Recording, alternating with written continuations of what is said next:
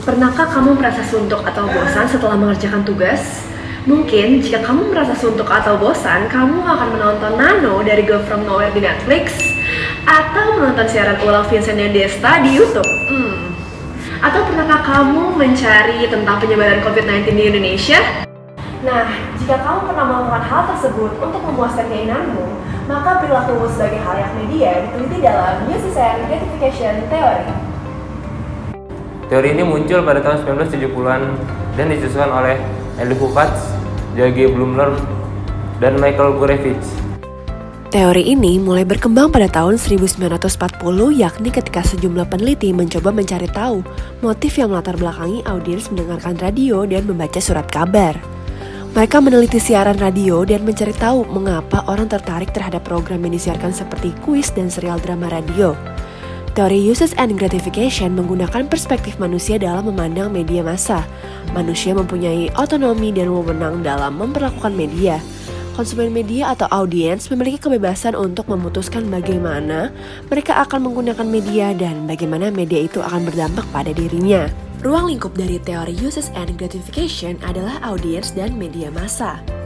Teori Uses and Gratification menitik beratkan keaktifan audiens karena audiens yang menentukan apa yang dia cari di media dan apakah mereka puas dengan apa yang mereka dapatkan dari media. Perilaku audiens pada akhirnya memengaruhi media karena media akan berlomba-lomba untuk menyampaikan berita yang digemari oleh mayoritas audiens.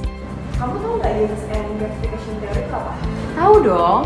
Boleh dijelasin nggak sih? Boleh banget nih. Jadi Uses and Gratification Theory adalah sebuah teori yang mempelajari khalayak yang menggunakan media massa berdasarkan motif-motif tertentu dan bagaimana cara mereka memilih media massa itu agar sesuai dengan apa yang mereka inginkan. Oh gitu. Iya. Nah, ada lagi. Teori ini berfokus pada audiens, yaitu apakah harapan audiens sudah terpenuhi dan mengapa mereka mengakses sebuah media. Di dalam teori ini juga, audiens merupakan pihak aktif dalam penggunaan media loh. Oh gitu. Iya, kayak gitu. Pertama, khalayak dianggap aktif, artinya audiens berorientasi pada tujuan mereka menggunakan media massa. Yang kedua, inisiatif untuk mengaitkan pemuasan kebutuhan dengan pemenuhan kebutuhan media terletak pada anggota khalayak. Yang ketiga, media harus bersaing dengan sumber-sumber lain untuk memuaskan kebutuhannya. Yang keempat, orang sangat sadar akan motif dan pilihan. Artinya, orang dianggap cukup mengerti untuk melaporkan kepentingan dan motif pada situasi-situasi tertentu. Dan yang terakhir, anggota audiens sebagai individu yang membuat keputusan untuk melihat media. Kalian tahu drama ini?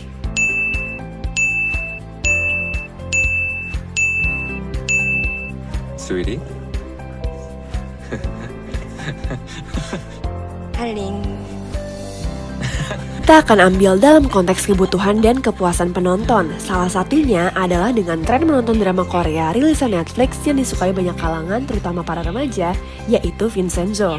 Para remaja lebih ingin menonton atau mencari kepuasan dengan menonton serial drama dibandingkan menonton acara lain. Selain memberikan kepuasan, drama Korea Vincenzo pun turut menyajikan pelajaran-pelajaran hidup, yaitu melalui aksi heroik dari Song Joong Ki, perjuangan mencari keadilan, dan kisah percintaan yang tak kalah menarik dari tokohnya yang membuat para penontonnya terkesima.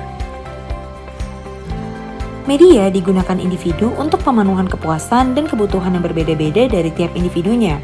Di era digital ini, menurut Whiting dan Williams, media digital dinilai sebagai media yang terjangkau untuk menggali informasi, mencari hiburan, mengisi waktu luang, juga untuk berinteraksi dengan sesama. Berkembangnya dunia digital memberikan dampak tersendiri selain kemudahan, salah satunya adalah kecanduan. Akibat frekuensi yang terlalu sering, maka dimungkinkan kecanduan terhadap penggunaan sosial media atau televisi dapat mengganggu kegiatan penting lainnya, seperti pekerjaan kantor, kuliah, ataupun sekolah. Bentuk dari kecanduan ini ialah pemakaian secara terus-menerus dan berjam-jam untuk menelusuri orang-orang di sosial media atau menonton televisi yang melebihi batas wajar.